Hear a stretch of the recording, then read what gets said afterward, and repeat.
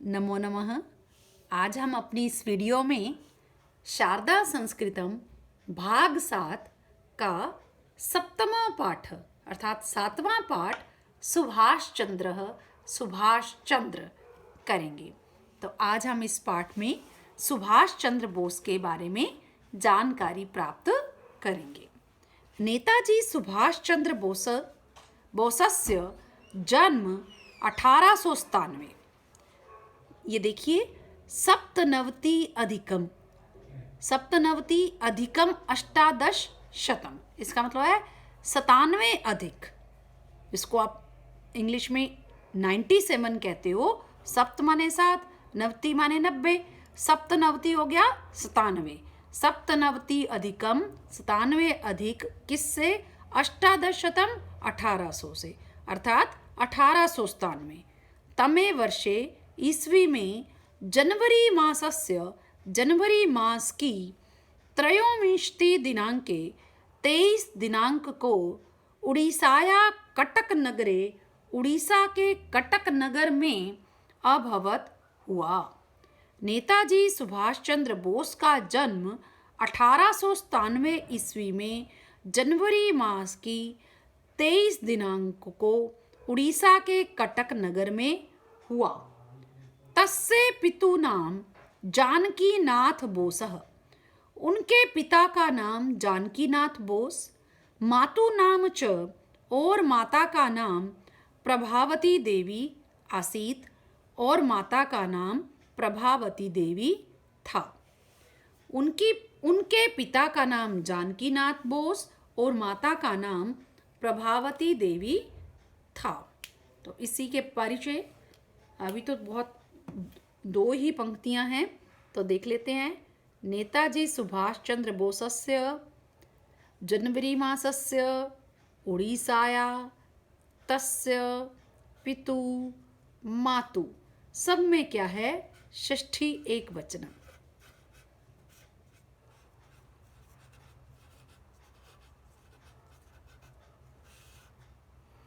कटक नगरे, यह है सप्तमी एक वचन।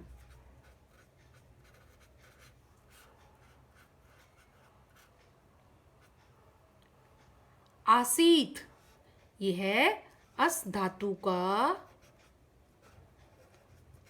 लंग लकार प्रथम पुरुष एक वचन।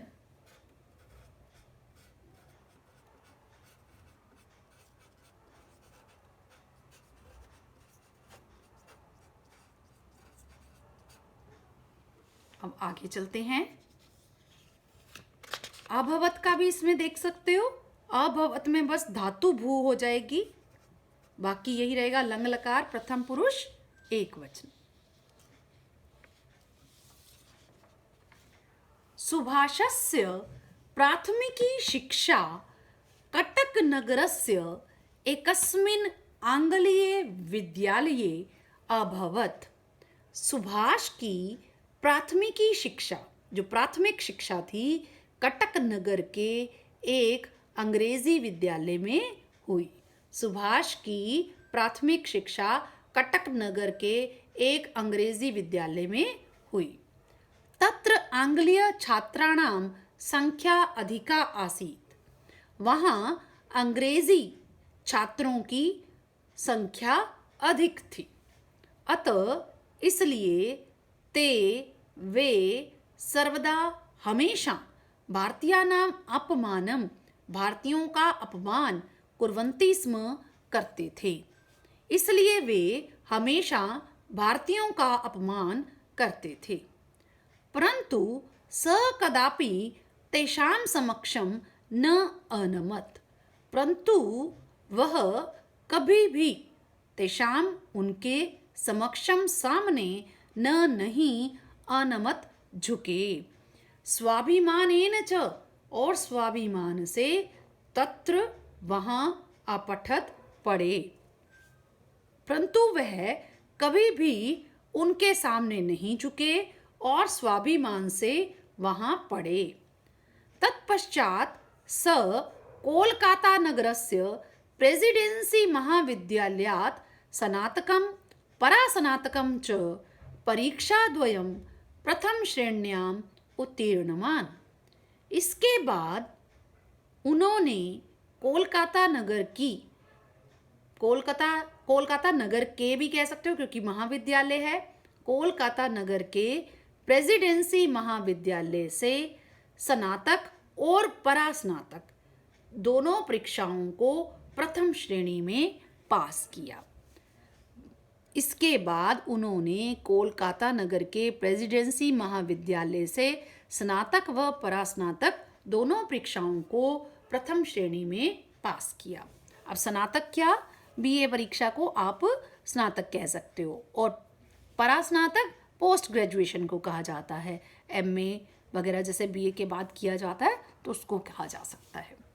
अनंतरम स पुनः ICS परीक्षायाम अपि प्रथम श्रेणीं प्राप्तवान।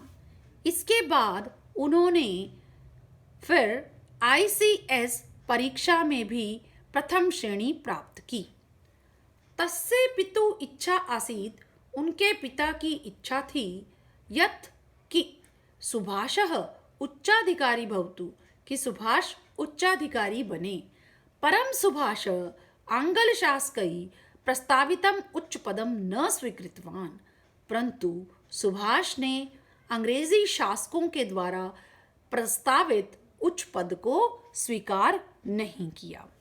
उनके पिता की इच्छा थी कि सुभाष उच्चाधिकारी बने, परंतु सुभाष ने अंग्रेजी शासकों के द्वारा प्रस्तावित उच्च पद को स्वीकार नहीं किया। तस्य मनसि तु बाल्यकालात् एव आंग्ल शासकान् प्रति विरोधः आसीत्। उनके मन में तो बचपन से ही, बाल्यकाल से ही, बचपन से ही आंग्ल शासकान् प्रति, अंग्रेजी शासकों के प्रति विरोध आसीत, विरोध था। उनके मन में तो बाल्यकाल से ही अंग्रेजी शासकों के प्रति विरोध था। प्रिंस ऑफ वेल्स नामक आंग्ल शासकः यदा भारतम आगच्छत्।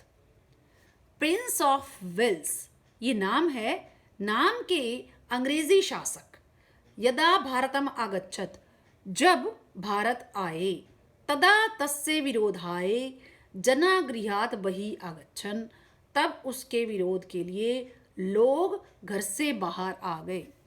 प्रिंस ऑफ वेल्स नामक अंग्रेजी शासक जब भारत आया तब उसके विरोध के लिए लोग घर से बाहर आ गए। तस्य नेतृत्वम अपि सुभाष एव अकरोत्, उसका नेतृत्व भी सुभाष ने ही किया। एकदा स वेशम परिवर्त्य, एक बार वह वेश बदलकर गृहात् बहिः निर्गच्छत्, घर से बाहर निकल आए। देशस्य स्वतंत्रताया, देश की स्वतंत्रता की चिंतन मनसि निधाय, की चिंतन को मन में रखकर अनेकेषु देशेषु, अनेक देशों में भ्रमण करते हुए जापान देशम गत्वा, जापान देश जाकर स उन्होंने आजाद हिंद फौज नामक सैन्य संगठनस्य नेतृत्वम अकरोत्, सैन्य संगठन का नेतृत्व किया। एक बार वह वेश बदलकर घर से बाहर निकल आए और देश की आज़ादी का चिंतन मन में रखकर अनेक देशों में घूमते हुए जापान देश जाकर उन्होंने आज़ाद हिंद फौज नामक सैन्य संगठन का नेतृत्व किया, अर्थात आज़ाद हिंद फौज का नेतृत्व उन्होंने किया था। तेषाम उद्घोष आसीत, उनका नारा था, देहि में रक्तम, मुझे खून दो, दास्यामि ते स्वातंत्र्यम, तुम्हें आज़ादी दूंगा, तुम मुझे खून दो, मैं तुम्हें आज़ादी दूंगा। सुभाष चंद्र बोस 5 जुलाई 1943 तमे सिंगापुर नगरस्य टाउन हाल पुरतः प्रधान सेनानायक रूपेण सेनां संबोधयन् देहलीं प्रति चल इति उद्घोषं दत्तवान्। सुभाष चंद्र बोस ने 5 जुलाई 1943 ईस्वी में सिंगापुर नगर के टाउन हॉल के सामने प्रधान सेना नायक के रूप में सेना को संबोधित करते हुए दिल्ली चलो या दिल्ली की ओर चलो, दिल्ली की ओर चलो ऐसा नारा दिया। सेना बर्मा, इम्फाल, कोहिमा इत्यादिषु स्थानेषु युद्धम अकरोत्।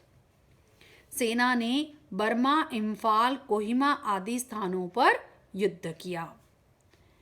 21 अक्टूबर 1943 तमे वर्षे सुभाष आजाद हिंद सर्वकारः इत्यस्य सर्वोच्च नेता रूपेण स्वतंत्र भारतस्य अस्थायी सर्वकारस्य निर्माणं कृतवान्। 21 अक्टूबर 1943 ईस्वी में सुभाष ने आजाद हिंद सरकार इसके सर्वोच्च नेता के रूप में स्वतंत्र भारत की अस्थायी सरकार का निर्माण किया। यम जर्मनी, जापान, फिलीपींस देश, कोरिया, चीन, इटली, आयरलैंड देश च मान्यतां दत्तवन्तः। जिसको जर्मनी, जापान, फिलीपींस देश, कोरिया, चीन, इटली, आयरलैंड और आयरलैंड ने मान्यता दी। जो उन्होंने अस्थायी सरकार का निर्माण किया था उसको मान्यता देने वाले ये सब देश थे।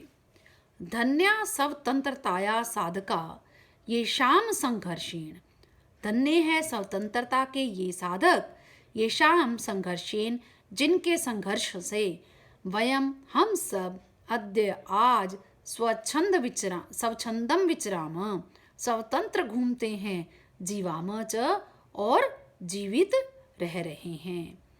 धन्य है स्वतंत्रता के साधक जिनके संघर्ष से हम सब स्वतंत्र घूम रहे हैं या स्वतंत्र घूम रहे हैं और जी रहे हैं।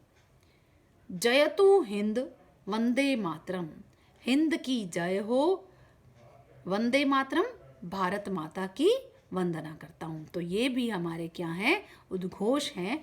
जयतु हिंद वंदे मातरम अर्थ मैंने आपको बता ही दिया है। हिंद मतलब भारत, हिंद की, हिंदुस्तान की जय हो। मातरम यहाँ से माता को वंदना करता हूँ। कौन सी माता? भारत माता। तो इसलिए ही वंदे मातरम का नारा भी होता है, जयतु हिंद वंदे मातरम। तो अब हम इसके परिचय कर लेते हैं सारे पदों के, और कुछ मैं बता देती हूँ, कुछ पदों का परिचय आप अपने आप कर लेंगे। तो सबसे पहले हम इसमें से संधि अक्षर ढूंढ लेते हैं। कौन कौन से संधि अक्षर आए हैं देखिए। सबसे पहले है कदापि, कदा प्लस अपि।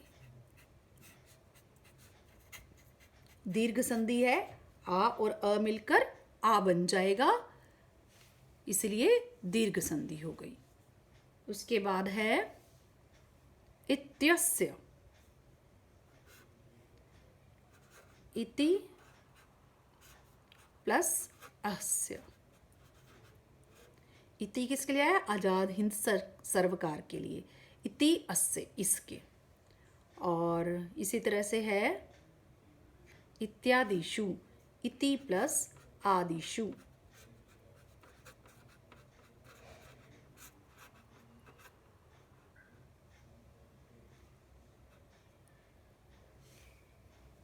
संधि अक्षर की केवल यही है। अब इसमें बहुत से प्रत्यय भी आए हैं, वो देख लेते हैं। सबसे पहले है उत्तीर्णवान, कतवतु प्रत्यय है। देखिए प्राप्तवान, ये सारे, स्वीकृतवान, इन सब में कतवतु प्रत्यय भूतकाल के लिए प्रयोग किया जाता है। जैसे उत प्लस त्री प्लस कतवतु प्रत्यय, इसमें प्र प्लस आप प्लस कतवतु प्रत्यय, स्वी प्लस क्री प्लस कतवतु प्रत्यय, इस तरह से कतवतु प्रत्यय का प्रयोग आया है। और क्या है? अब है भ्रमण, संबोधयन, भ्रमण करते हुए, संबोधित करते हुए। जब इस अर्थ में प्रयोग किया जाता है तो ये क्षत्रिय प्रत्यय होता है। दत्तवान फिर से क्तवतु प्रत्यय है। कृतवान ये भी क्तवतु प्रत्यय है। दत्तवन्तः ये भी क्तवतु प्रत्यय है, परंतु इसमें अंतर देखो, कृतवान क्या है, एक वचन है, और दत्तवंत क्या है, बहुवचन है। जब ये क्तवतु प्रत्यय लग जाता है तो पुल्लिंग में बना हमारा कृतवान। कृतवान, कृतवन्तौ, कृतवन्तः, इस तरह से ये शब्द रूप भी बन जाता है। तो इस तरह से आप प्रत्यय कर सकते हो। ये भी है एक परि प्लस वृत्त धातु। परि उपसर्ग है, वृत्त धातु है और ल्यप प्रत्यय है। कर अर्थ में प्रयोग किया जाता है। जैसे कत्वा प्रत्यय का प्रयोग करते हैं ना, कत्वा प्रत्यय हम करते हैं जब पहले कोई भी उपसर्ग नहीं होता, उपसर्ग नहीं होता और फिर हम उसका प्रयोग करते हैं। जैसे गम को कत्वा लगाते हैं तो गत्वा जाकर, लेकिन अगर आगे उपसर्ग आ जाता है तो वही कत्वा ल्यप में परिवर्तित हो जाता है। और देखते हैं, अब हम देखेंगे अव्यय कौन कौन से आए हैं। अव्यय देख लेते हैं। अव्यय भी बहुत सारे आए हैं इसमें, कुछ मैं बता देती हूँ, कुछ आप अपने आप कर लीजिए। तत्र अव्यय है, अत अव्यय है, च अव्यय है, फिर से तत्र आ गया, परंतु आ गया, सर्वदा अव्यय है, पुनः अव्यय है, अनंतरम अव्यय है, समक्षम अव्यय है, न अव्यय है, अपि अव्यय है, परम अव्यय है, यदा अव्यय है, तदा अव्यय है, एव, तु, एव, वही। मैं बता ही रही थी, ये गत्वा देखिए फिर आ ही गया, गम को कत्वा प्रत्यय लगा हुआ। ये देखो, इसमें हमारे पास उपसर्ग नहीं है ना, तो कत्वा लगा, और अगर आ प्लस गम होता तो ये लेप में परिवर्तित हो जाता और अगत्य बन जाता। च अव्यय है, ऐसे कई और भी अव्यय आए हैं, आप स्वयं से ढूंढ लेंगे। अब हम करते हैं विशेषण विशेष्य कौन कौन से आए हैं। कुछ एक मैं बता देती हूँ, कुछ आप अपने आप करेंगे। जैसे संख्या अधिका, अब अधिक संख्या थी, अधिका क्या है, इसमें विशेषण है।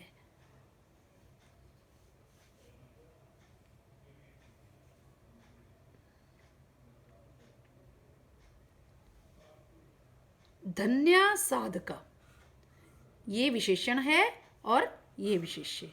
अब विशेष्य जिसकी विशेषता बताई जा रही हो, और ये है विशेषण जिस शब्द के द्वारा उसकी विशेषता बताई जा रही है।